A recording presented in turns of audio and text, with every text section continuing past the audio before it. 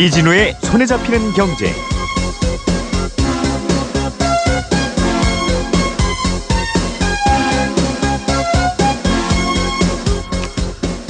안녕하십니까, 이진우입니다.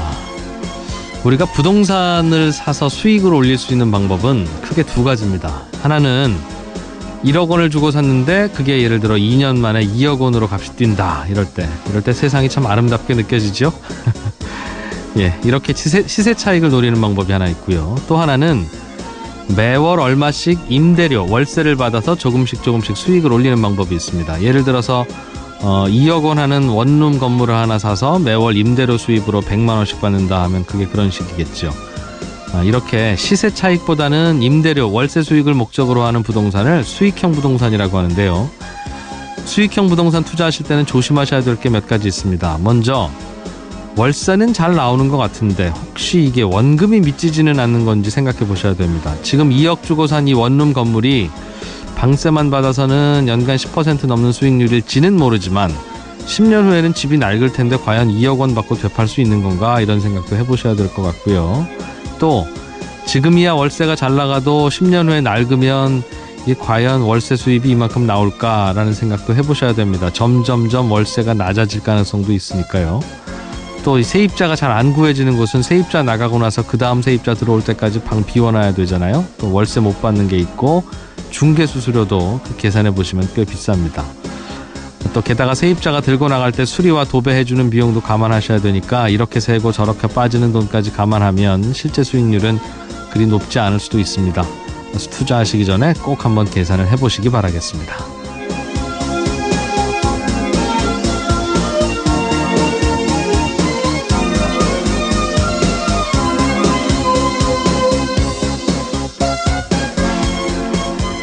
예, 토요일입니다. 일본을 흔히 자판기의 천국 이렇게 부르기도 하지요. 최근에는 중국에서도 요즘 자판기 사업들이 뜨고 있다는군요. 중국에 등장하는 자동 판매기들은 어떤 게 있는지 중국 자판기의 트렌드 오늘 좀 살펴보겠습니다. 지주회사들이 계열사로부터 상표권 수수료, 브랜드 로열티를 받고 있는데 공정위가 이걸 좀 들여다본다고 하죠. 지주회사들이 계열사로부터 받는 브랜드 수수료라는 게 뭔지, 또 어떤 문제가 숨어 있는지 취재한 기자와 함께 얘기 나눠보겠습니다. 자, 1월 6일 손에 잡히는 경제, 광고 잠깐 듣고 바로 시작하죠.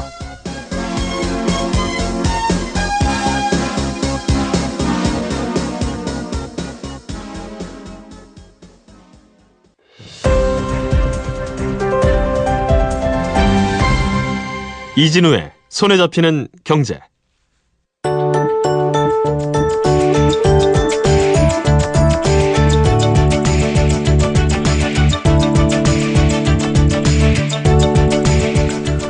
남보다 한 발 앞서서 트렌드를 잡아보고 싶은 분들을 위해서 마련한 시간입니다. 트렌드 리포트, 오늘도 로그인디 조현경 대표와 함께 아이디어 상품들 살펴보죠. 어서 오십시오. 네, 안녕하세요. 네, 새해 복 많이 받으세요. 네, 제가 먼저 인사드리려고 했는데 네, 새해 복 많이 받으세요. 네, 오늘은 자 어떤 상품들 갖고 오셨나 또 제가 슬쩍 봤더니 네. 자판기? 자동 판매기요? 네, 자동 판매기인데 우리나라에서는 뭐 자동 판매기 곳곳에서 많이 보시잖아요. 네. 오늘은 그 중국의 자판기 시장 트렌드에 대해서 소개를 해드릴까 하는데요. 중국은 매년 10% 이상씩 꾸준히 성장하고 있는 시장이 바로 이 자동 판매기 시장이라고 네. 합니다. 보통 자동 판매기 시장이 가장 이제 활성화된 곳이 보면 일본이잖아요. 거기 가면 정말 거리 곳곳에 있더군요. 그렇죠. 네. 그 이유가 뭔지 아세요? 저는 그래서 유독 자판기에서 뽑아먹는 걸 더 좋아하나, 일본 분들은, 그런 생각도 들었고. 네. 왜 그럴까요? 인건비 때문에 그렇습니다.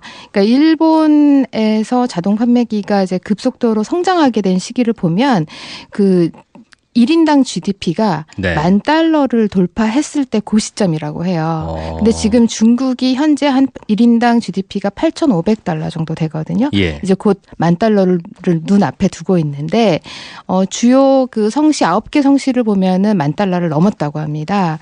그래서 지금 중국이 매년 10%씩 성장하고 있는 그 이 시장이 바로 이 자동 판매기 시장인데 네. 중국은 인건비가 뭐 싸서 공장이나 이런 제조업체들이 많이 진출한 곳이기도 했잖아요. 근데 최근에 이제 얘기를 들어보면 이제 중국의 인건비도 급속도로 이제 안 상승하고, 싸다. 예. 그래서 뭐 베트남이나 다른 동남아 시장으로 공장을 이전하거나 하는 그 사장님들이 많으시더라고요. 예. 그래서 최근에는 중국에서도 뭐 인건비 부담을 해결하기 위해서 이런 자동 판매기를 통해서 판매하는 이 시장이 늘고 있는데, 이 자동 판매기 하면은 제품을 진열해서 광고 효과를 볼 수 있는 효과까지 있어서 그렇겠어요. 예, 네. 지나가는 분들 뭐 굳이 안 뽑아 먹더라도 네, 들여다보고 그렇죠. 할 수 있으니까. 네. 자동 판매기 하면 가장 많은 게 그냥 우리나라를 그냥 보면요. 네. 캔 커피나 캔 음료, 그냥 음료 파는 자판기. 예, 뭐 생수, 예. 그리고 믹스 커피, 요즘엔 자판기 커피라고도 하는 믹스 맞아요. 커피. 네. 그리고 뭐 지하철역 같은 곳에 보면은 과자도 있고 초콜릿, 그다음 휴지, 위생용품 이런 것들이 네. 많이 있는데요. 동전이나 지폐 넣고 나 저거 맞아요. 살래요 하면 툭 떨어지는 거. 네. 예. 중국에서도 이런 자판기가 물론 기본적으로 이제 확대되고 있습니다. 그런데 여기에서 조금 그 다양한 제품으로 확대되고 있는데요. 소비자들의 호기심을 자극하면서 소비 욕구까지. 생소하고 재미있는 자판기도 있다. 네. 어. 바로 그 즉석에서 착즙하는 오렌지 주스 자판기가 있고요. 그리고 즉석 피자. 네. 그다음에 뭐 뷰티 제품까지 확대돼서 마스크팩을 판매하거나 또 립스틱을 판매하거나 매니큐어를 그래요? 판매하거나 이런 자판기까지 확대되고 있습니다. 오렌지 주스 자판기라고 하면 네. 짜서 넣어 놓는 게 아니라 즉석에서 그럼 과일 오렌지를 직접 짜요? 그 자판기 맞습니다. 그 친구가? 자판기를 보면은요. 예. 위에 투명하게 이제 그 짜는 과정을 다 보여주는데요. 맨 상단에는 오렌지가 가득 들어 있어요. 그냥 까지 않은 그 중에 생 하나가 오렌지가. 그래서 주문을 하면 그 중에 이제 오렌지가 떨어지면서 절단이 되고요. 네. 착즙에 의해서 즙이 짜지고 컵에 담기는 이런 과정을 실제 눈으로 확인하면서 다 끝나면 이제 컵이 나와서 그걸 예. 마시면 되는 그런 과정으로 이 오렌지가 만들어지는 거죠. 실제로 그러면 그 과정도 보여준다. 네, 재밌기도 하겠고, 뭐 완전히 생 오렌지 주스면 그렇죠. 네. 비싸겠네요? 안 비싸요? 가격은 9위안에서 20위안, 그러니까 아마 그 크기 용량에 따라서 차이가 있는데요. 예. 우리나라 돈으로 보면 1,400원에서 한 3,200원 정도로 비교적 합리적인 가격이라고 볼 수 있을 것 같습니다. 우리나라는 생과일 주스 주세요. 그럼 요거보다 한 1,000원 정도 더 비싼데, 네. 뭐 3,000원 기준으로 하면 뭐 그 정도일 텐데. 그리고 다만 이건 인건비 안 들어가니까. 네, 인건비 안 들어가기도 하고요. 제가 소비자 입장에서 네. 옆에서 예를 들어서 주스를 막 만들어 주는 카페가 있고 예. 자동 판매기 이렇게 과정을 다 볼 수 있는 자동 판매기가 있다 그러면 저도 중국에서는 이 자동 판매기를 쓸 것 같은 생각이 들어요. 왜요? 왜냐하면 예. 주방에서 뭔가 오렌지가 만들어지는 것을 그냥 기다리고 있으면 네.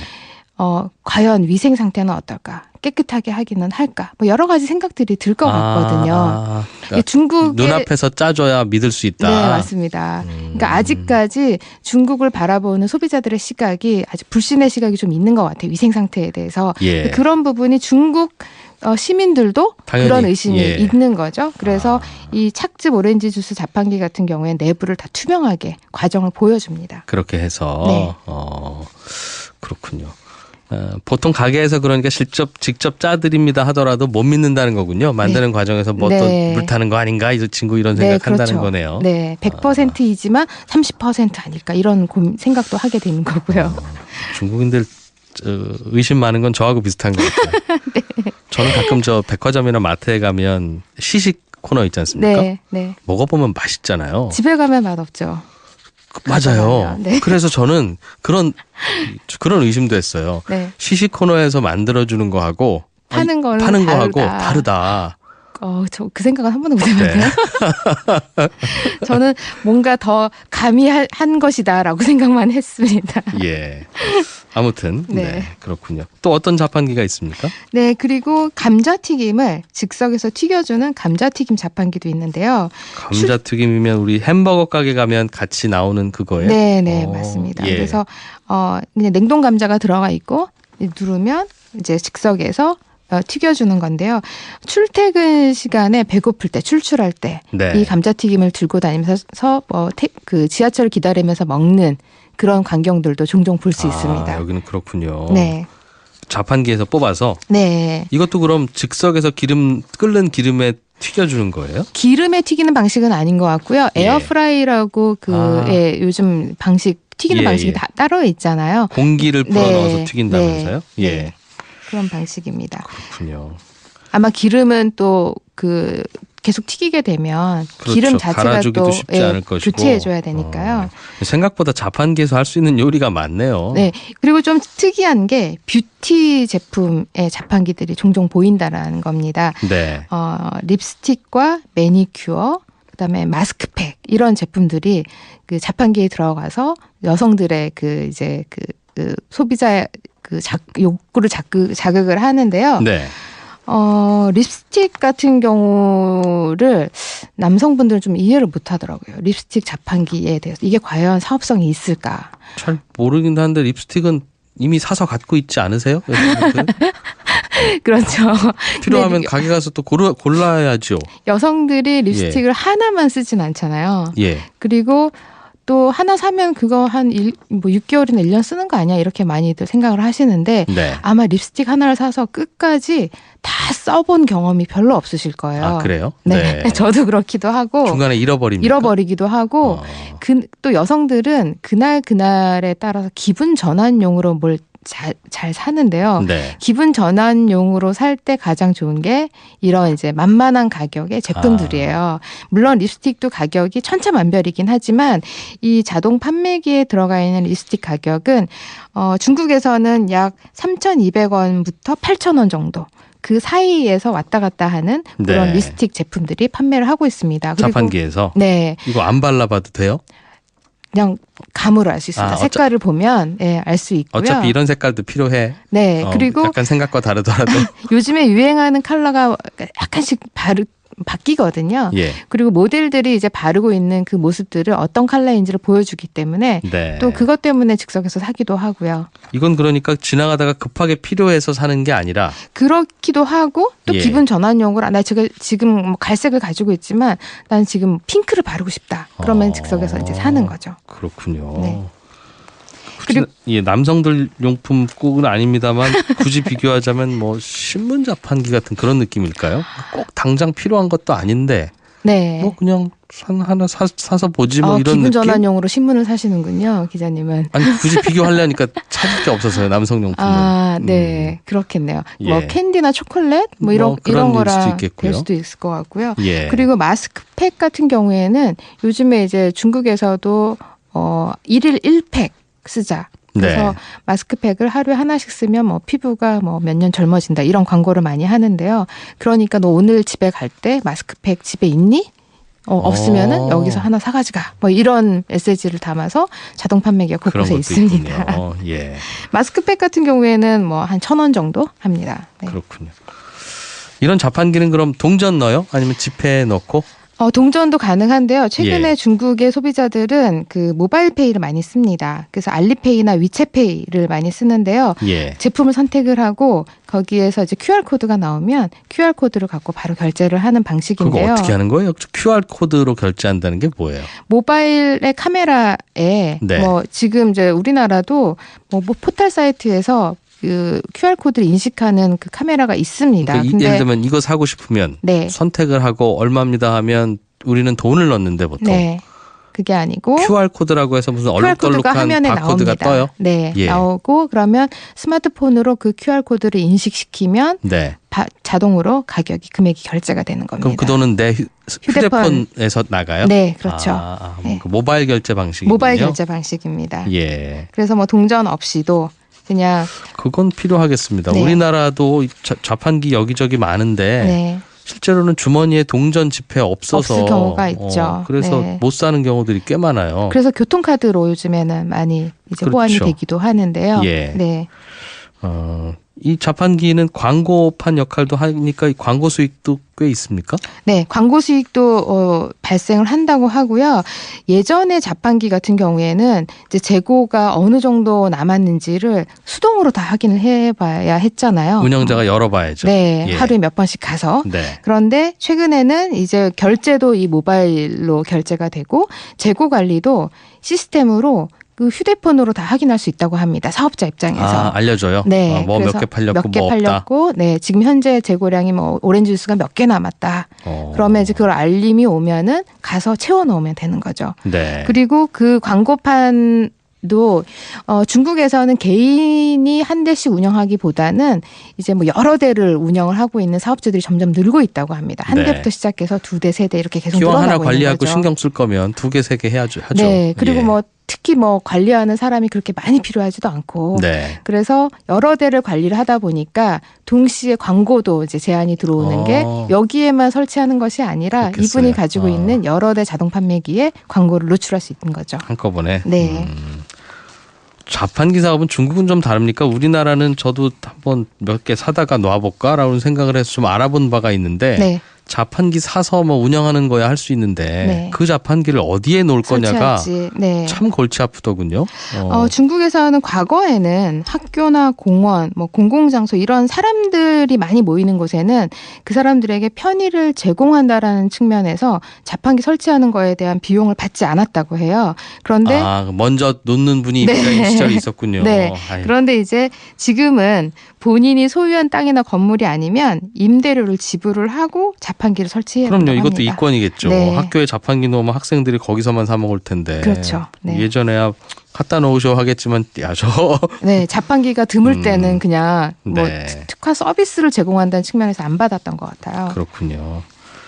중국의 자판기 시장은 어떤 회사가 따로 있습니까? 자판기 기계를 전문으로 만드는 회사라든가 네. 혹은 뭐 네, 자판기를 생산하는 회사가 따로 있고요. 네. 또 이 자판기를 운영하는 운영사가 따로 있습니다. 그러니까 그 프랜차이즈처럼 네. 개인들이 하고 싶다 그러면 운영사에 연락을 해서 나는 어느 곳에 뭐 얼마 예산을 들여서 운영을 하고 싶다라는 제안을 해야 되고요. 그러면 자리도 좀 봐주기도 하고 네. 여러 가지 편리한 게 있겠네요. 네, 그래서 거기에서 수익 쉐어를 하는 방식으로 하고 있습니다. 그것도 재밌습니다. 우리나라는 자판기 기계 사서 자판기 하시려는 분이 직접 이것저것 찾아보고 찾아서. 알아봐야 되는데 네. 중간에서 뭘 좀 그렇게 도와주면 나는 돈만 내고 그렇죠. 그리고 전국적으로 운영을 하는 그런 회사들이 있기 때문에 네. 예를 들어서 내가 10개를 자판기를 하고 싶은데 서울에서만 하는 것이 아니라 전국적으로 서울 하나 부산 하나 이런 식으로 다양하게 하고 그렇게도 싶다. 하고 그러면 싶다. 운영회사랑 상의해서 그렇게 설치를 하면 된다고 합니다. 그렇군요. 이게 자판기 천국하면 그동안 일본을 생각했는데 네. 중국도 시장이 꽤 커지는 것 같기도 하고 저는 네. 들으면서 우리나라에서도 한번 해볼까라는 생각이 들기도 하고요. 예. 네, 우리나라 GDP는 이미 이제 3만 달러 1인당 평균 GDP가 3만 달러를 눈앞에 두고 있고 네. 중국도 1인당 GDP가 지금 8,500달러 정도 되니까 일본이 이 시장이 커진 시기가 10,000달러 돌파했을 때부터 급격하게 성장했다고 하거든요. 예. 아마 우리나라는 이미 이제 조금 포화 상태가 아닌가라는 생각이 들지만 중국은 아직도 가능성이 높은 그런 시장이라고 그러네요. 보여집니다. 혹시 우리나라에서 무슨 제품 만드시는 분들 중에 중국에 여기저기 깔려 있는 자판기에서 우리 제품 팔고 싶다라는 네. 생각하시는 분도 있을 텐데. 네, 그 운영하는 회사 중에서 시장 점유율 41%를 차지하고 있는 기업이 유바오 그룹이라고 하는 중국 회사인데요. 유바오? 네, 유바오 그룹이라고 예. 이 회사에 예를 들어서 저도 한국 제품을 여기 자판기 시장에다 넣는다 그러면 한국 캐릭터 상품이나 연예계 한류 상품이나 또는 한국 그 K뷰티라고 해서 예. 한국 화장품들을 워낙 좋아들 하시니까 화장품이나 라면, 과자, 뭐 위생용품이나 또는 관광객들이 오면 꼭 사가는 게 뭐 김이나 홍삼 드링크 뭐 이런 거잖아요. 네네. 그런 제품이 일회용으로 포장돼서 판매가 되면 어떨까 하는 생각도 해봤습니다. 그러네요. 한국에 와서 일부러 사는 제품들 사실 중국으로 우리가 수출하면 되는데 네. 중국 관광객들한테 한국에 왜 오셨어요? 이렇게 물어보면 유독 한국에 올 때는 그냥 쇼핑하러 오신다고. 네, 네, 그런 그렇죠. 분들이 꽤 있다고 하더군요. 네. 관광객도 물론 있긴 한데 그래서 아예 쇼핑이 목적이라 네. 관광은 아예 하지도 않고 네. 어디 숙소에 쇼핑할 만한 숙소와 커다란 가방. 가운데 네, 호텔을 잡고. 네. 네. 그래서 저럴 거면 그냥 수입을 하시지. 아니면 그냥 우리가 갖다 드릴 수도 있는데. 자판기에 넣어서. 네. 네. 그래서 여쭤봤더니 중국 현지에서 파는 한국 제품들은 네. 믿을 수가 없어서. 네, 그 얘기를 가장 많이 하시더라고요. 그래서 굳이 네. 온다고 본인들도. 네. 네. 그러니까 심지어 프랜차이즈가 있음에도 불구하고 그래서 한국 저도 왔었잖아요. 제가 보내드리면 되잖아요라고 하지만 중국으로 오는 순간 네. 다른 그 가짜 제품들하고 섞여서 섞여서. 나와서 네. 믿을 수가 없다. 네. 한국 현지에서 사는 거 말고는 그런 고민이더군요. 자판기를 우리나라가 아예 수출해서 그러면 네. 이거는 한국에서 딱 집어넣고 봉인해서 나온 겁니다. 네. 그것도 괜찮겠네요. 넘어오는 네. 동안 포장을 뜯은 바가 한 번도 없어요. 운영사가 한국 회사가 된다고 하면 또 더 네, 믿을 수 있을 혹시라도, 것 같습니다. 네. 관광공사에서 들으면 큰일 날 소리 한다고 하겠네요. 중국 관광이 더 오를 테니까. 네. 로그인기 조현경 대표와 함께 오늘은 중국의 자판기 시장의 트렌드 들어봤습니다. 고맙습니다. 네, 고맙습니다.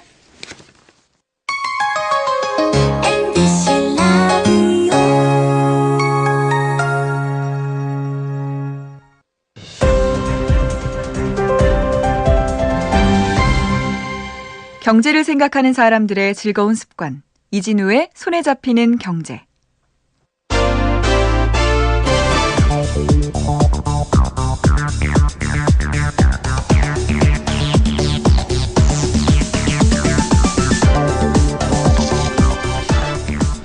예, 현장을 발로 뛰면서 취재한 기사의 경제기사의 뒷면을 살펴보는 기자수첩 시간입니다. 오늘은 비즈니스워치의 박수익 기자 오랜만에 모셔서 최근에 취재한 지주회사의 상표권 브랜드 사용권에 대한 내용 좀 함께 들어보려고 합니다. 박수익 기자 나오셨습니다. 어서 오십시오. 안녕하세요.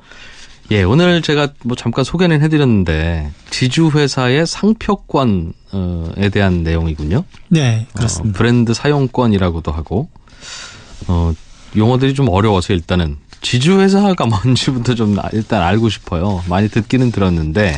네, 일단 지주회사 우리가 우선 좀 쉽게 설명드리면 지주의 아들이다 뭐 이런 얘기를 하지 않습니까? 그때 예. 지주는 이제 땅 지자의 주인 주자에서 땅의 주인이라는 뜻이고 네. 우리가 지주회사라고 할 때는 이게 가질 지를 써서 주식을 가지고 있는 회사 뭐 이런 뜻인데 한자가 좀 다르지만 사실 하는 일은 비슷합니다. 그래서 무언가를 굉장히 많이 가지고 소유를 하고 그 소유권을 바탕으로 먹고 사는 것인데 지주회사 같은 경우에는 주식을 많이 가지고 있는데 어떤 주식이냐 이제 계열회사 주식을 많이 가지고 있고 네. 그러면 얼마만큼을 가지고 있어야지 지주회사가 되느냐도 법적으로 규정이 되어 있습니다. 그게 자신의 총 자산에서 계열사 주식의 비중이 절반이 넘으면 네. 지주회사라고 규정을 하고 있습니다. 그러니까 이 정도 수준이라면 본업은 계열사 주식을 관리해서 뭐 이익을 받는 게 본업이다라고 이제 보는 것이죠. 그럼 계열사 주식을 많이 갖고 있으면서 그 계열사로부터 나오는 배당 먹고 사는 회사? 네, 그렇습니다. 그런데 배당만 받는 것이 아니고 네. 이제 오늘 말씀드리는 상표권도 가지고 있어서 그 네. 상표권에 대한 로열티 그러니까 브랜드 로열티 또는 상표권 수수료라고 하는 것들을 또 받는 것도 굉장히 중요한 세컨드 잡이죠. 그러니까 이 상표권이라고 하는 게 네네. 예를 들면 SK 그룹의 여러 계열사들이 있을 텐데 다 그렇습니다. SK라고 하는 브랜드를 쓰잖아요. 그렇습니다.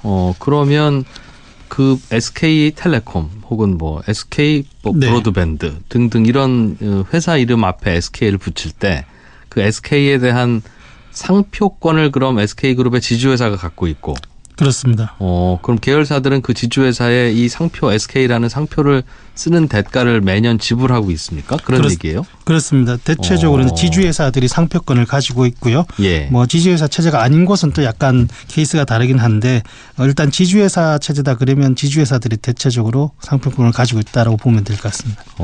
그렇군요. 얼마씩 냅니까? 그것도 회사마다 좀 달라요? 예, 기준이 다릅니다. 대략 어느 정도 내고 있어요? 이게 이제 일단 계산 방식이 통상적으로 계열사들이 벌어들이는 매출액에서 특정 비율을 정하는데 특정 비율이라고 말씀드리는 거는 이게 뭐 법정 이자율처럼 정해져 있는 한도가 있는 것이 아니고 알아서 정하기 정하는데 나름이다. 예. 그래서 뭐 0.2, 0.3, 0.5 뭐 이렇게 다양하게 존재합니다.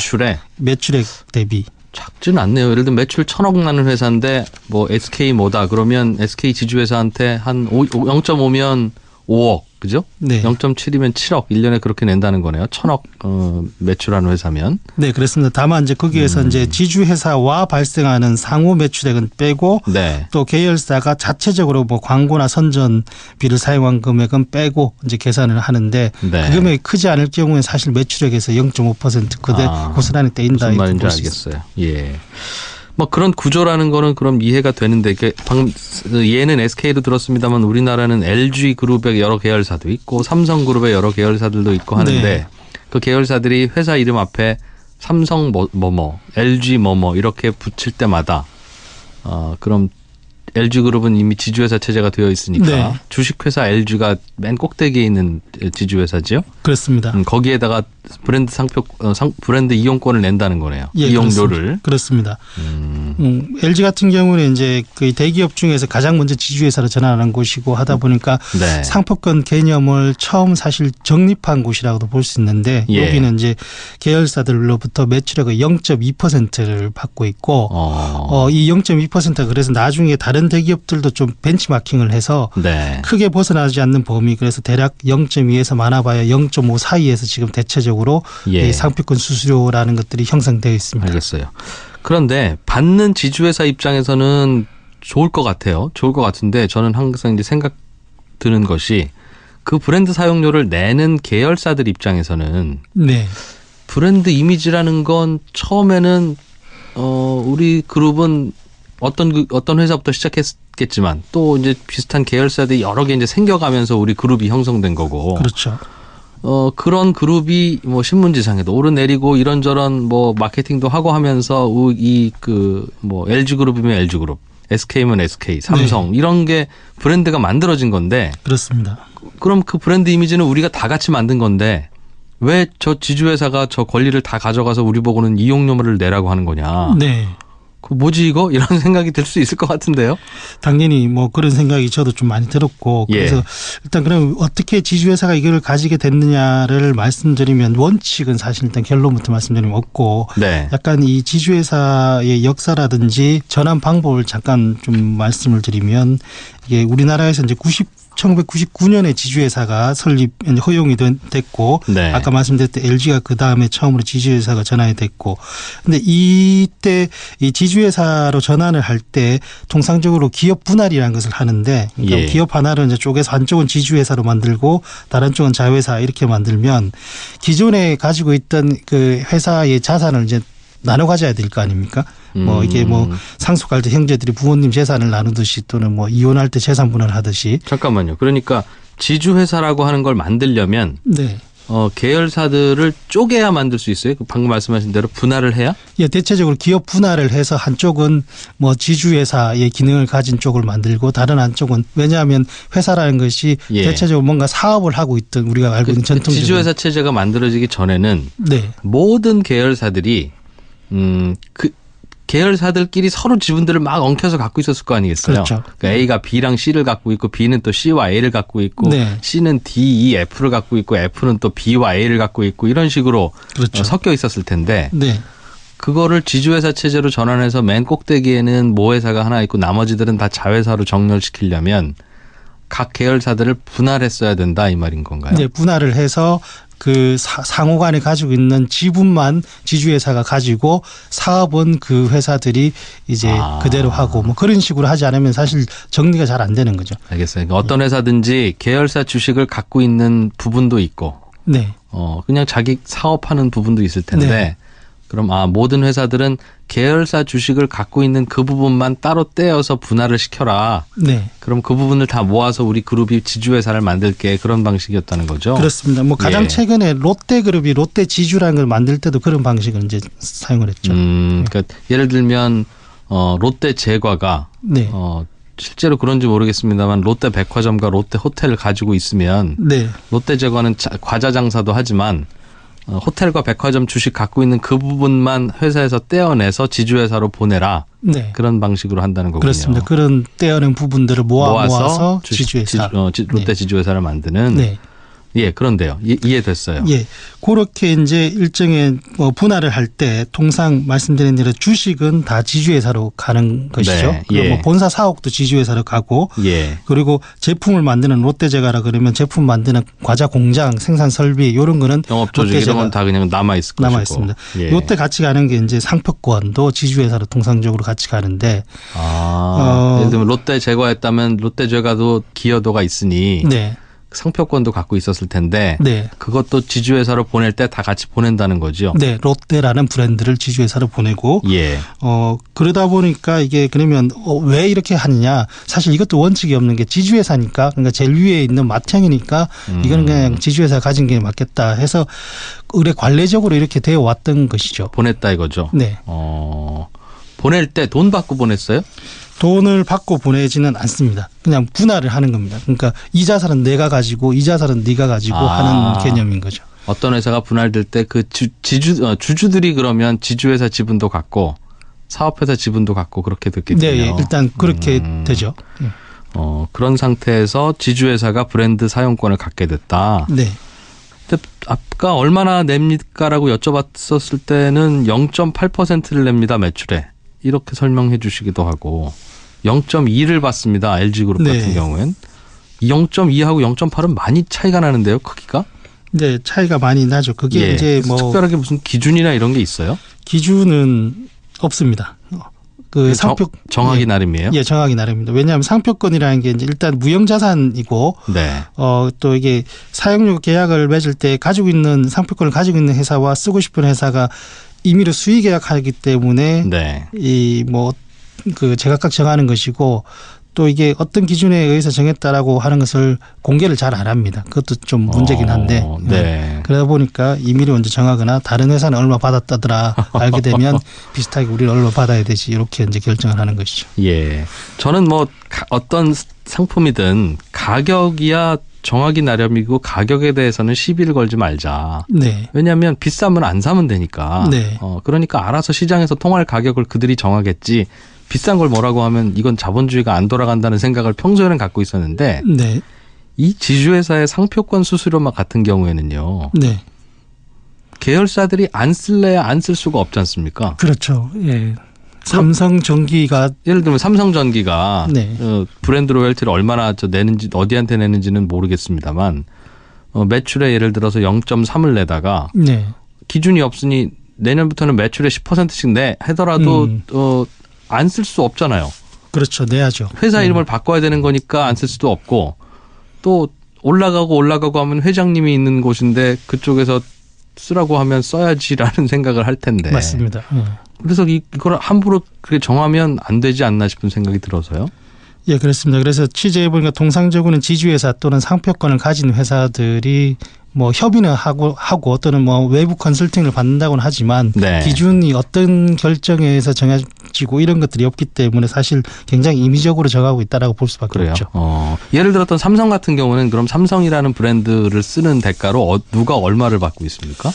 삼성은 일단 우선 말씀드리면 지주회사 체제가 아니기 때문에 예. 좀 여러 회사들이 나눠 가지고 있습니다. 삼성전자, 물산, 생명. 그러니까 뭐 여러 계열사들이. 네, 이게 주로 이제 올드 멤버들 예전부터 삼성 계열사였던 곳들이 이제 공유를 하고 있는 개념인데 예. 그러다 보면 이제 계속 회사가 커지다 보면 신입생도 있고 전학생도 있을 거 아닙니까? 새로 편입되는. 새로 이제 계열사가 되는 회사들이 네네. 있겠죠. 네, 예. 그게 대표적으로 삼성 웰스토리라는 회사가 있는데 이게 2015년에 지금의 그 삼성물산 그 당시 삼성 에브랜드로부터 분할돼서 떨어져 나온 회사인데 네. 이게 삼성 계열사들이 구내식당을 전담하는 곳이고요. 예. 여기는 이제 어떻게 보면 이제 새로 계열로 편입된 곳이기 때문에 삼성 상표권을 가지고 있지 않고 네. 상표권을 쓰는 대가로 돈을 냅니다. 돈을 삼성물산에게 내는데 이게 한 연간 매출액의 0.5% 금액으로 따지면 한 60억 정도 매년 계획하고 있습니다. 잠깐만요. 그러니까 삼성전자나 삼성생명 같은 곳은 예전부터 삼성 브랜드를 써왔으니까 따로 로열티를 안 내고. 안 냅니다. 그런데 새로 신입생으로 들어오는 계열사는 삼성물산한테 낸다고요? 물산한테도 내고 또 아까 말씀드렸지 전자도 가지고 있기 때문에 전자한테 내는 경우도 네. 있는데 예. 그것들이 이제 일반적으로 연간 금액의 50억 원이 넘어서야지 공개가 되기 때문에 아직까지는 삼성 웰스토리를 빼고는 삼성 계열사 중에서는 내고 있는 곳이 공개가 되고 공개는 안 있지는 된다. 않습니다. 다만 공개가 된 웰스토리는 물산한테만 줍니까 그럼? 네, 물산한테 냅니다. 그건 이상하네요. 예를 들면 삼성전자와 삼성물산과 삼성생명은 예전부터 삼성그룹의 주요 계열사로 같이 커왔고 삼성이라는 브랜드는 같이 만들었을 텐데 신입생한테 받는 브랜드 로열티를 왜 물산이 가져가지? 전자나 생명한테는 왜 안 주지라는 생각을 전자나 생명의 주주는 할 수 있을 것 같은데요. 네, 일단은 뭐 그거를 받아서 다시 어떻게 나누는지는 모르겠습니다. 거기까지는 좀 파악이 안 됐는데 예. 우선은 전체적으로 이 그룹의 브랜드 관리 비용이다 뭐 이런 설명으로 해서 대표적으로 걷는 곳들이 좀 정해져 알겠습니다. 있는 것 같습니다. 예. 현대자동차 그룹은 어때요? 현대자동차라고 하는 것도 그럼 현대가 브랜드이겠습니다. 그리고 누군가가 받고 있을 것 같은데요. 네, 여기도 역시 이제 지주회사 체제가 아니다 보니까 현대차와 현대모비스 이렇게 몇 개 회사가 공유를 하고 있습니다. 브랜드라는 것을. 그리고 공유의 범위에서 제외된 회사들, 이를테면 현대제철, 현대글로비스 같은 회사들이 브랜드를 가지고 있는 현대차나 모비스에게 상표권을 내는데 요금 예. 수수료가 한 0.15, 0.20 회사마다 조금씩 다르게 계약을 하고 있습니다. 현대차에서 얼마씩 내라라고 이제 좀 이렇게 얘기를 해주면 거기에 맞춰서 내는 구조로 되어 있습니다. 그렇겠죠. 이것도 그래서 네. 물론 이제 현대자동차와 현대모비스가 현대차 그룹의 지주회사 격이라고 하는 건 그림만 그려보면 대충 알 수 있으니까 알겠습니다만 네. 현대제철이나 현대글로비스 주주들의 입장에서는 네. 아니 현대라고 하는 브랜드를 만드는데 현대제철도 스스로 얼마나 많이 공헌을 했겠냐. 네. 그런데 왜 이거를 현대차나 현대모비스에다가 우리가 돈을 내고 써야 하는 거냐. 언제부터 거기가 큰 집이었느냐라는 네. 이야기를 할 수 있겠어요. 네, 그래서 그런 부분들이 이제 정보가 제대로 좀 공개가 되지 않다 보니까 왜 그런 식으로 하게 네. 됐는지. 네, 그래서 이제 그런 부분들에 대해서 좀 논의를 할 필요가 있지 않나라는 생각이 들고. 네.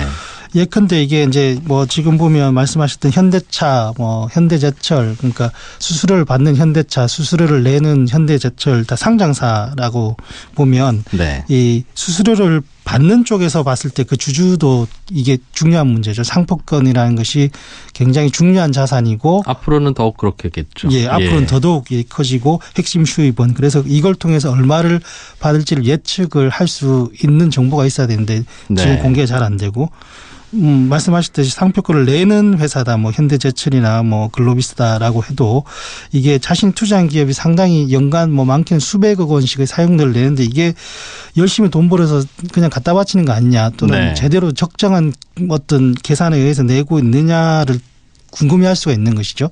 그래서 그런 부분을 봤을 때는 상당히 이런 내용들에 대해서 정보 공개 범위가 좀 넓어져야 되는 것은 맞는 것 같습니다. 예. 그리고 특히 안 쓸래야 안 쓸 수 없는 거라면 그렇습니다. 그거를 일방적으로 저 지주회사에서 정해서 내리면 네. 지주회사 위에는 회장님 계시잖아요. 그렇죠. 그렇죠?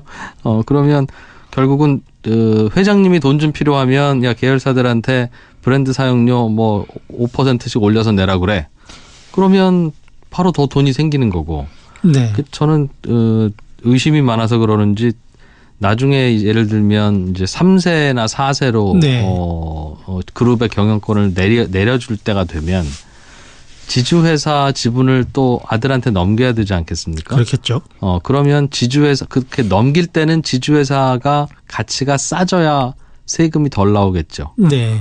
그러면 아들한테 넘길 시점이 되면 그 전후로 해서는 야 브랜드 사용료 올해부터는 뭐 0.1만 내든가 내지 말라 그래. 라는 식으로 했다가 그러면 네. 지주회사가 적자 전환하는 수도 생기겠죠. 네. 그럼 지주회사 가치가 굉장히 저평가될 거고. 그렇습니다. 그러면 또 상속을 하기 아주 쉽게 되는 네. 즉 아드님이 세운 어떤 회사랑 합병할 때 합병 비율이 아주 아드님 회사로 유리하게 되겠지 않습니까? 예, 그렇죠. 그리고 그 아드님이 지주회사 가져가고 나면 자 이제 밀렸던 것도 다시 내라 이런 식으로 하게 되면 이거를 자의적으로 이렇게 막 조정하면 계열사들이 이걸 반발할 수 있는 것도 아니고 맞습니다. 고민거리가 되겠어요. 예, 그래서 상당히 좀 이게 그 날카로운 지적이신데 그래서 그런 문제들이 좀 계속 나오다 보니까 지금 공정위도 최근에 이제 지주회사 수익 구조 실태 조사를 하겠다라고 예고를 했고 예. 아마 조만간 공식적으로 착수를 할 예정인데 이때 말씀하셨던 상표권 수수료를 도대체 어떻게 산정을 하는지 네. 변동은 어떻게 되는지 뭐 이런 것들 또 상표권 수수료 말고 또 받는 게 뭐 경영 자문 수수료 이런 것들이 또 있거든요. 있겠죠. 예. 경영 자문을 진짜 해주는 거야 뭐 이런 것들도 좀 보게 될 테고 여러 가지를 따지다 보면 네. 그걸 통해서 예컨대 정보 공개를 넓힌다든지 또는 뭐 그런 방향으로 정책들이 좀 마련이 되지 않을까라고 기대를 하고 있습니다. 그렇겠어요. 우리가 지주회사라고 하는 게 대부분 이제 상장이 되어 있다 보니 네.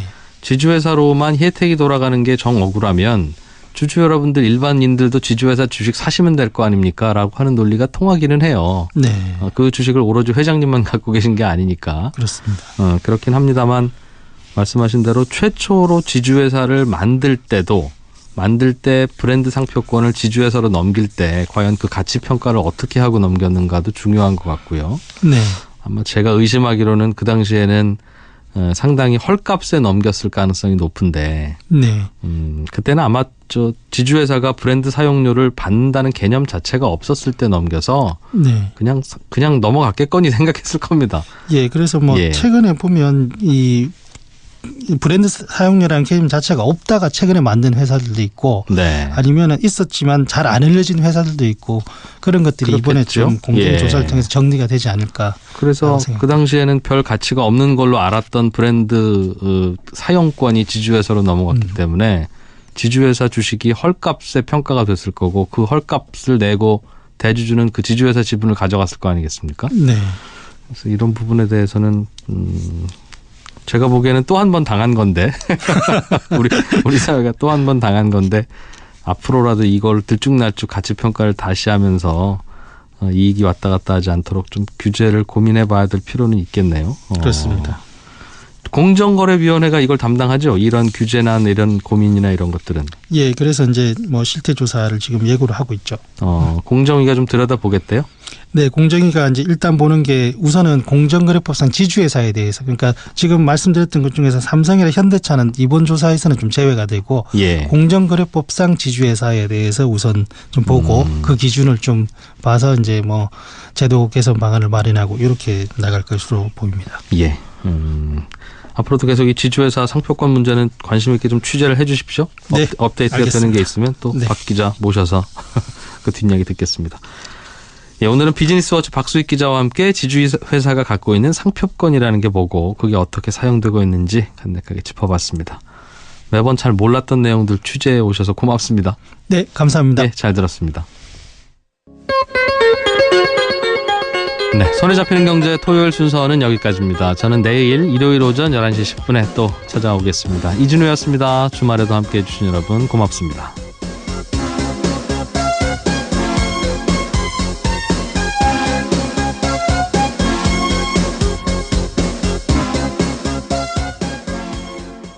광경들도 종종 볼 수 있습니다. 여기는 그렇군요. 네. 자판기에서 뽑아서 네. 이것도 그럼 즉석에서 끓는 기름에 튀겨주는 거예요? 기름에 튀기는 방식은 아닌 것 같고요. 예. 에어프라이라고 요즘 튀기는 예, 방식이 예. 다 따로 있잖아요. 공기를 풀어 네. 넣어서 튀긴다면서요? 네. 예. 네. 그런 방식입니다. 그렇군요. 아마 기름은 또 계속 튀기게 되면 그렇죠. 기름 자체가 갈아주기도 또 쉽지 않을 것이고. 교체해줘야 되니까요. 생각보다 자판기에서 할 수 있는 요리가 많네요. 네. 그리고 좀 특이한 게 뷰티 제품의 자판기들이 종종 보인다라는 겁니다. 네.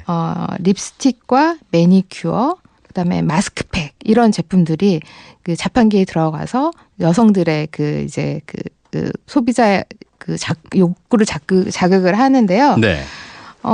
립스틱 같은 경우를 남성분들은 좀 이해를 못 하더라고요. 립스틱 자판기에 대해서 이게 과연 사업성이 있을까? 잘 모르긴 하는데 립스틱은 이미 사서 갖고 있지 않으세요? 여성분들은? 그렇죠. 필요하면 근데 가게 가서 또 골라야죠. 여성들이 립스틱을 하나만 쓰진 않잖아요. 예. 그리고 또 하나 사면 그거 한 6개월이나 1년 쓰는 거 아니야? 이렇게 많이들 생각을 하시는데 네. 아마 립스틱 하나를 사서 끝까지 다 써본 경험이 별로 없으실 거예요. 아, 그래요? 네. 저도 그렇기도 하고 중간에 잃어버리기도 하고 또 여성들은 그날에 따라서 기분 전환용으로 뭘 잘 사는데요. 네. 기분 전환용으로 살 때 가장 좋은 게 이런 이제 만만한 가격의 제품들이에요. 물론 립스틱도 가격이 천차만별이긴 하지만 이 자동 판매기에 들어가 있는 립스틱 가격은 중국에서는 약 3,200원부터 8,000원 정도. 그 사이에서 왔다 갔다 하는 그런 네. 립스틱 제품들이 판매를 하고 있습니다. 그리고 자판기에서? 네. 이거 안 발라봐도 돼요? 그냥 감으로 알 수 있습니다. 색깔을 보면 알 수 있고요. 어차피 이런 색깔도 필요해. 네. 그리고 약간 생각과 다르더라도. 요즘에 유행하는 컬러가 약간씩 바뀌거든요. 예. 그리고 모델들이 이제 바르고 있는 그 모습들을 어떤 컬러인지를 보여주기 때문에 네. 또 그것 때문에 즉석에서 사기도 하고요. 이건 그러니까 지나가다가 급하게 필요해서 사는 게 아니라 그렇기도 하고 또 예. 기분 전환용으로 나 지금 뭐 갈색을 가지고 있지만 난 지금 핑크를 바르고 싶다. 그러면 즉석에서 이제 사는 거죠. 그렇군요. 네. 그리고 남성들 용품 꼭은 아닙니다만 굳이 비교하자면 뭐 신문 자판기 같은 그런 느낌일까요? 꼭 당장 필요한 것도 아닌데 네. 뭐 그냥 하나 사서 보지 뭐 이런 기분 느낌. 전환용으로 신문을 사시는군요, 기자님은. 아니 굳이 비교하려니까 찾을 게 없어서요. 남성용품은. 네, 그렇겠네요. 예. 뭐 캔디나 초콜릿 뭐 이런 그런 일 거랑 수도 있겠고요. 될 수도 있을 것 같고요. 예. 그리고 마스크팩 같은 경우에는 요즘에 이제 중국에서도 1일 1팩 쓰자. 그래서 네. 마스크팩을 하루에 하나씩 쓰면 뭐 피부가 뭐 몇 년 젊어진다 이런 광고를 많이 하는데요. 그러니까 너 오늘 집에 갈 때 마스크팩 집에 있니? 없으면은 여기서 하나 사가지가 뭐 이런 메시지를 담아서 자동 판매기가 그런 곳곳에 것도 있습니다. 있군요. 예. 마스크나 매니큐어를 그래요? 판매하거나 이런 자판기까지 확대되고 있습니다. 오렌지 주스 자판기라고 하면 네, 짜서 넣어놓는 게 아니라 즉석에서 그럼 과일 오렌지를 직접 짜요? 그 자판기 맞습니다. 그 친구가? 자판기를 보면은요. 예. 위에 투명하게 이제 그 짜는 과정을 다 보여주는데요. 맨 상단에는 오렌지가 가득 들어 있어요. 그냥 까지 않은 그 중에 생 하나가 오렌지가 그래서 주문을 하면 그 중에 이제 오렌지가 떨어지면서 절단이 되고요. 네. 찻집에 의해서 즙이 짜지고 컵에 담기는 이런 과정을 실제 눈으로 확인하면서 다 끝나면 이제 컵이 나와서 그걸 예. 마시면 되는 그런 과정으로 이 오렌지가 만들어지는 거죠. 실제로 그러면 그 과정도 보여준다. 네, 재밌기도 하겠고, 뭐 완전히 생 오렌지 주스면 그렇죠. 네. 비싸겠네요? 안 비싸요? 가격은 9위안에서 20위안, 그러니까 아마 그 크기 용량에 따라서 차이가 있는데요. 예. 우리나라 돈으로 보면 1,400원에서 한 3,200원 정도로 비교적 합리적인 가격이라고 볼 수 있을 것 같습니다. 우리나라는 생과일 주스 주세요. 그럼 요거보다 한 1,000원 정도 더 비싼데, 네. 뭐 3,000원 기준으로 하면 뭐 그 정도일 텐데. 그리고 다만 이건 인건비 안 들어가니까. 네, 인건비 안 들어가기도 하고요. 제가 소비자 입장에서 네. 옆에서 예를 들어서 주스를 막 만들어 주는 카페가 있고 예. 자동 판매기 이렇게 과정을 다 볼 수 있는 자동 판매기가 있다 그러면 저도 중국에서는 이 자동 판매기를 쓸 것 같은 생각이 들어요. 왜요? 왜냐하면 예. 주방에서 뭔가 오렌지가 만들어지는 것을 그냥 기다리고 있으면 네. 과연 위생 상태는 어떨까? 깨끗하게 하기는 할까? 뭐 여러 가지 생각들이 들 것 같거든요. 그러니까 중국의 눈앞에서 짜줘야 믿을 수 있다. 네, 맞습니다. 그러니까 아직까지 중국을 바라보는 소비자들의 시각이 아직 불신의 시각이 좀 있는 것 같아요. 위생 상태에 대해서. 예. 그런 부분이 중국 시민들도 당연히, 그런 의심이 예. 있는 거죠. 그래서 이 찻집 오렌지 주스 자판기 같은 경우에 내부를 다 투명하게 과정을 보여줍니다. 그렇게 해서 네. 그렇군요. 보통 가게에서 그러니까 직접 짜드립니다 하더라도 못 믿는다는 거군요. 만드는 과정에서 뭐 또 네. 물 타는 거 아닌가 이 친구 이런 생각한다는 그렇죠. 거네요. 네, 100%이지만 30% 아닐까 이런 생각도 하게 되는 거고요. 중국인들 의심 많은 건 저하고 비슷한 것 같아요. 네. 저는 가끔 저 백화점이나 마트에 가면 시식 코너 있지 않습니까? 네, 네. 먹어보면 맛있잖아요. 집에 가면 맛없죠. 맞아요. 네. 그래서 저는 그런 의심도 했어요. 네. 시식 코너에서 만들어주는 거하고 파는 거는 파는 다르다. 거하고 다르다. 저 그 생각은 한 번도 못 해봤네요. 저는 뭔가 더 가미한 것이다라고 생각만 했습니다. 예. 아무튼 네. 네, 그렇군요. 또 어떤 자판기가 있습니까? 네, 그리고 감자튀김을 즉석에서 튀겨주는 감자튀김 자판기도 있는데요. 감자튀김이면 우리 햄버거 가게 가면 같이 나오는 그거예요? 네, 네, 맞습니다. 예. 그래서 그냥 냉동 감자가 들어가 있고 누르면 이제 즉석에서 튀겨주는 건데요. 출퇴근 시간에 배고플 때, 출출할 때 이 네. 감자튀김을 들고 다니면서 그 지하철을 기다리면서 먹는 그런.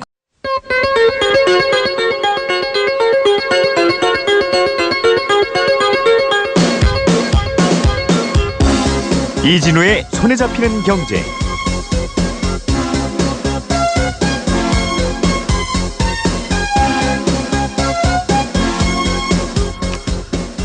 안녕하십니까, 이진우입니다. 우리가 부동산을 사서 수익을 올릴 수 있는 방법은 크게 두 가지입니다. 하나는 1억 원을 주고 샀는데 그게 예를 들어 2년 만에 2억 원으로 값이 뛴다. 이럴 때 세상이 참 아름답게 느껴지죠.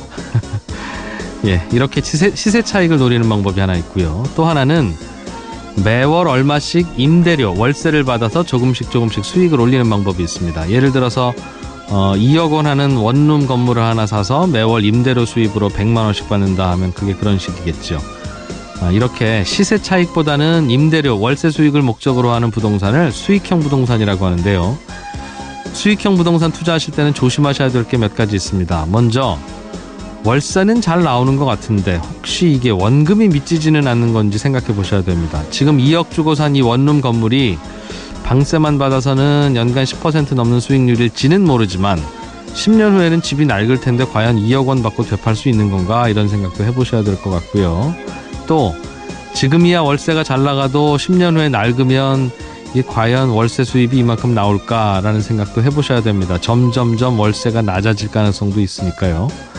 또 이 세입자가 잘 안 구해지는 곳은 세입자 나가고 나서 그 다음 세입자 들어올 때까지 방 비워놔야 되잖아요. 또 월세 못 받는 게 있고 중개 수수료도 계산해 보시면 꽤 비쌉니다. 또 게다가 세입자가 들고 나갈 때 수리와 도배해주는 비용도 감안하셔야 되니까 이렇게 세고 저렇게 빠지는 돈까지 감안하면 실제 수익률은 그리 높지 않을 수도 있습니다. 그래서 투자하시기 전에 꼭 한번 계산을 해보시기 바라겠습니다.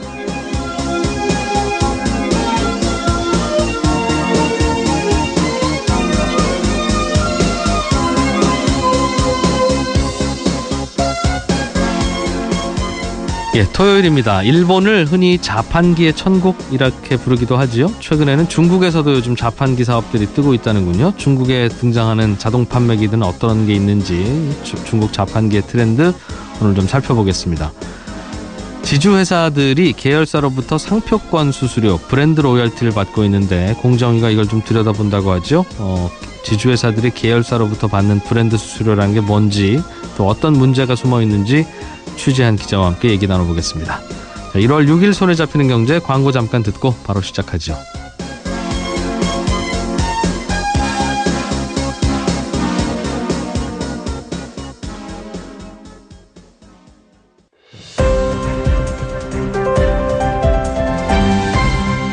이진우의 손에 잡히는 경제.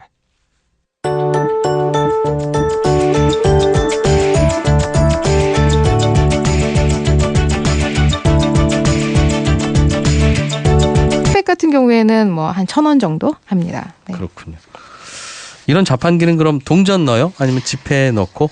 동전도 가능한데요. 최근에 예. 중국의 소비자들은 그 모바일페이를 많이 씁니다. 그래서 알리페이나 위챗페이를 많이 쓰는데요. 예. 제품을 선택을 하고 거기에서 이제 QR코드가 나오면 QR코드를 갖고 바로 결제를 하는 방식인데요. 그거 어떻게 하는 거예요? QR코드로 결제한다는 게 뭐예요? 모바일의 카메라에 네. 뭐 지금 이제 우리나라도 뭐 포털 사이트에서 그 QR코드를 인식하는 그 카메라가 있습니다. 그러니까 근데 예를 들면 이거 사고 싶으면 네. 선택을 하고 얼마입니다 하면 우리는 돈을 넣는데 보통 네.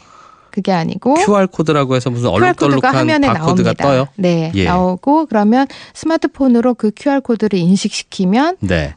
자동으로 금액이 결제가 되는 겁니다. 그럼 그 돈은 내 휴대폰에서 나가요? 네, 그렇죠. 네. 그 모바일 결제 방식이군요. 모바일 결제 방식입니다. 예. 그래서 뭐 동전 없이도 그냥 그건 필요하겠습니다. 네. 우리나라도 자판기 여기저기 많은데 네. 실제로는 주머니에 동전 지폐 없어서 없을 경우가 있죠. 그래서 네. 못 사는 경우들이 꽤 많아요. 그래서 교통카드로 요즘에는 많이 이제 그렇죠. 호환이 되기도 하는데요. 예. 네.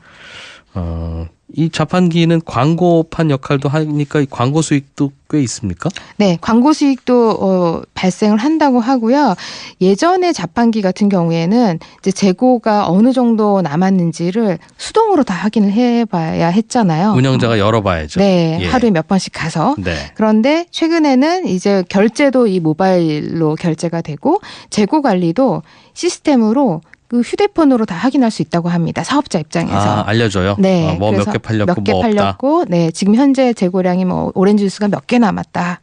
그러면 이제 그걸 알림이 오면은 가서 채워 넣으면 되는 거죠. 네. 그리고 그 광고판도 중국에서는 개인이 한 대씩 운영하기보다는 이제 뭐 여러 대를 운영을 하고 있는 사업자들이 점점 늘고 있다고 합니다. 한 네. 대부터 시작해서 두 대, 세 대 이렇게 계속 기왕 늘어나고 하나 있는 관리하고 거죠. 신경 쓸 거면 두 개, 세 개 해야죠. 하죠. 네, 그리고 예. 뭐 특히 뭐 관리하는 사람이 그렇게 많이 필요하지도 않고. 네. 그래서 여러 대를 관리를 하다 보니까 동시에 광고도 이제 제한이 들어오는 게 여기에만 설치하는 것이 아니라 그렇겠어요. 이분이 가지고 있는 여러 대 자동 판매기에 광고를 노출할 수 있는 거죠. 한꺼번에. 네.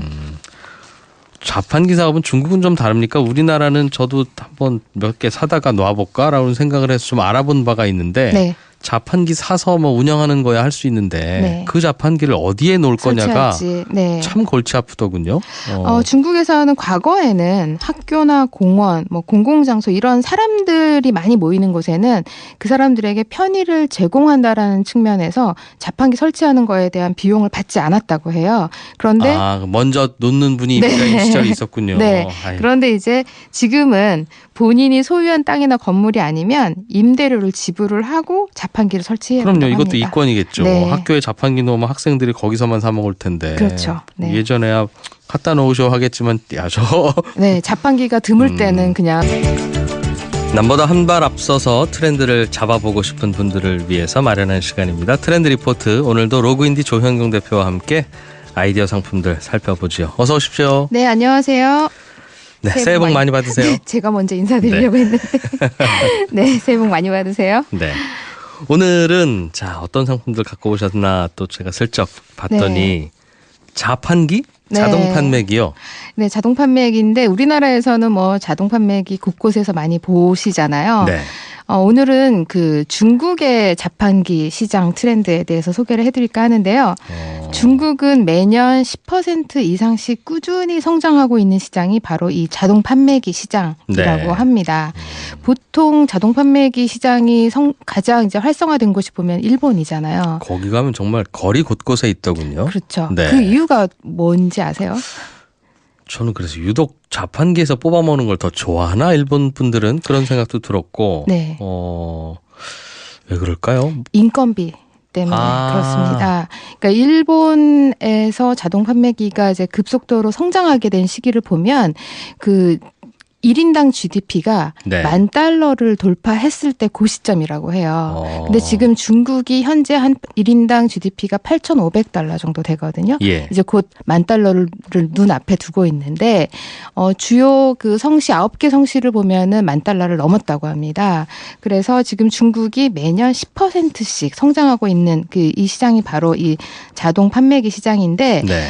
중국은 인건비가 뭐 싸서 공장이나 이런 제조 업체들이 많이 진출한 곳이기도 했잖아요. 근데 최근에 이제 얘기를 들어보면 이제 중국의 인건비도 급속도로 이제 안 상승하고, 싸다. 예. 그래서 뭐 베트남이나 다른 동남아 시장으로 공장을 이전하거나 하는 그 사장님들이 많으시더라고요. 예. 그래서 최근에는 중국에서도 뭐 인건비 부담을 해결하기 위해서 이런 자동 판매기를 통해서 판매하는 이 시장이 늘고 있는데 이 자동 판매기 하면은 제품을 진열해서 광고 효과를 볼 수 있는 효과까지 있어서 그렇겠어요. 네. 네. 지나가는 분들 뭐 굳이 안 뽑아 먹더라도 네. 들여다보고 그렇죠. 할 수 있으니까. 네. 자동 판매기 하면 가장 많은 게 그냥 우리나라를 그냥 보면요. 네. 캔 커피나 캔 음료, 그냥 음료 파는 자판기. 뭐 생수, 예. 그리고 믹스 커피, 요즘에 자판기 커피라고도 하는 믹스 맞아요. 커피. 네. 그리고 뭐 지하철역 같은 곳에 보면은 과자도 있고 초콜릿, 그다음 휴지, 위생용품 이런 것들이 네. 많이 있는데요. 그러니까 동전이나 지폐 넣고 나 저거 맞아요. 살래요 하면 툭 떨어지는 거. 네. 예. 중국에서도 이런 자판기가 물론 기본적으로 이제 확대되고 있습니다. 그런데 여기에서 조금 그 다양한 제품으로 확대되고 있는데요. 소비자들의 호기심을 자극하면서 소비 욕구까지. 생소하고 재미있는 자판기도 있다. 네. 바로 그 즉석에서 착즙하는 오렌지 주스 자판기가 있고요. 그리고 즉석 피자. 네. 그다음에 뭐 뷰티 제품까지 확대돼서 마스크팩을 판매하거나 또 립스틱을 판매하거나